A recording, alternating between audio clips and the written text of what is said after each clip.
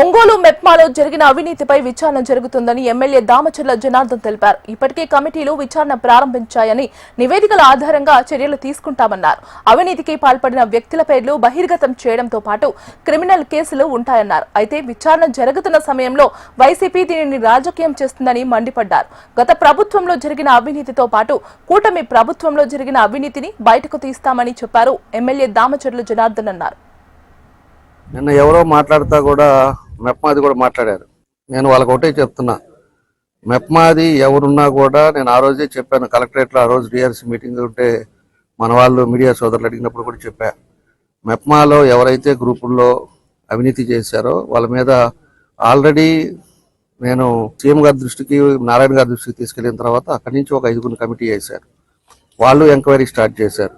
అదేవిధంగా కలెక్టర్ గారికి చెప్పాను. కలెక్టర్ గారు కూడా జేసీ గారిని, అదేవిధంగా సిఇఓ గారిని, ఆ తర్వాత డిఆర్డిఏ పీడీని, వీళ్ళ ముగ్గురిని వేసి వీళ్ళు ఒక పక్క ఎంక్వైరీ చేస్తున్నారు.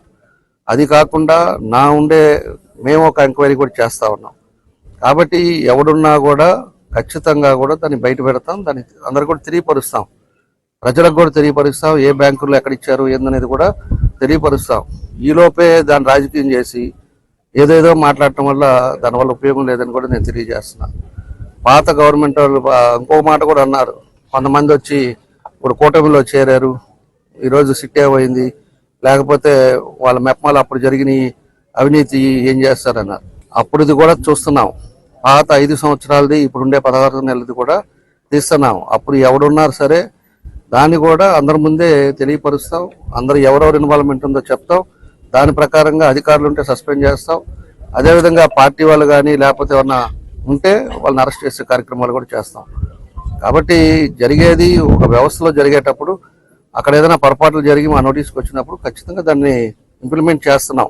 ఇప్పుడే జరిగింది, ఒక వారం రోజుల ముందు వచ్చింది, దాన్ని ఎంక్వైరీ చేసాం. ఎంక్వైరీ రిపోర్ట్ వస్తుంది, ఒక వారం 10 రోజుల్లో వస్తుంది. ఖచ్చితంగా దాని చర్యలు తీసుకుంటామని చెప్పి కూడా మీ ద్వారా తెలియజేస్తా ఉన్నాం.